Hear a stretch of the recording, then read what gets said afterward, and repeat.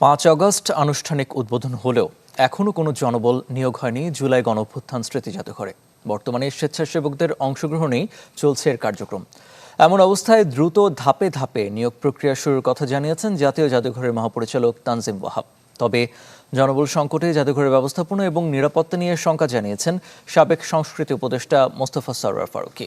বিস্তারিত মুহাজির হকের রিপোর্টে। বাংলা কিউআর যেখানে নগদ পেমেন্ট সেখানে সারা দেশে 10 লাখেরও বেশি মার্চেন্টে নগদে পেমেন্ট করুন খুব সহজে।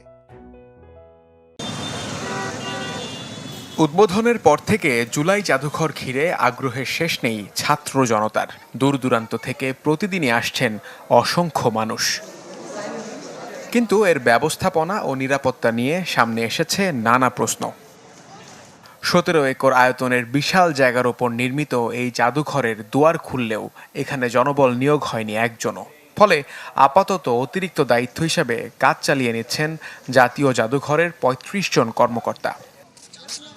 পরিস্থিতি সামাল দিতে যুক্ত করা হয়েছে বিএনসিসি স্কাউটের 50 জন স্বেচ্ছাসেবক, আর নিরাপত্তায় কাজ করছেন 80 জন এপিবিএন সদস্য এবং 105 জন আনসার।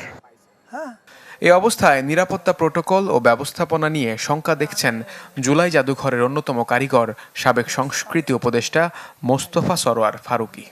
আনফরচুনেটলি প্রপার স্টাফ এবং সিকিউরিটি প্রোটোকল নিয়োগ না দেওয়াতে এখন এটার কোনো মেনটেন করা হচ্ছে না। এখন যা দেখছেন আপনারা, এটা তো প্রায় আমরা এর কাছাকাছি এটাই অলমোস্ট রেডি করে দিয়ে এসেছি আমরা। কিছু জিনিস তারা চেঞ্জ করেছে। 5 মাস আরামসে করা যেত।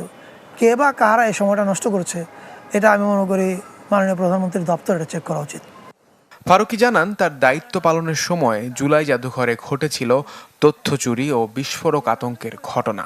আমরা প্রথম থেকে জানতাম এটা সবচেয়ে ভালনারেবল একটা ইনস্টলেশন। আমি ফোনে খবর পেলাম যে জুলাই জাদুঘরে গ্রেনেড পাওয়া গেছে। জানা গেল যে ডগ স্কোয়াড গেছে, সুইপিং করছে, ডাস্টবিনের মধ্যে কেউ সাউন্ড গ্রেনেড রেখে গেছে। আমি তখনই বুঝলাম যে ইয়েস, এটা টার্গেটেড হবে। এটা ইলেকশনের 2 মাস আগে এরকম সময় বোধ হয় একটা ছেলে, তাকে ওখানে ধরা হলো যে ক্লিনার সেজে 2 মাস ধরে কাজ করছে আর গোপনে এখানকার ছবি তুলে তুলে বিভিন্ন টেলিগ্রাম গ্রুপে পাঠাচ্ছে। এবং পরে ডিবি এসে অ্যারেস্ট করার পরে জানা গেল সে নেত্রকোনায় জুলাই গণহত্যা মামলার আসামি।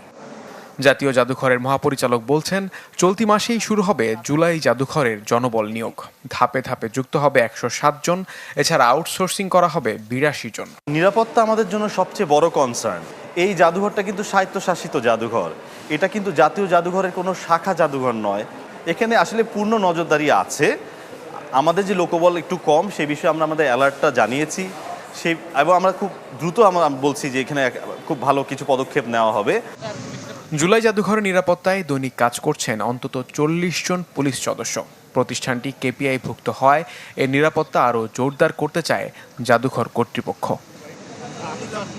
মুহাজির হক, চ্যানেল 24, ঢাকা।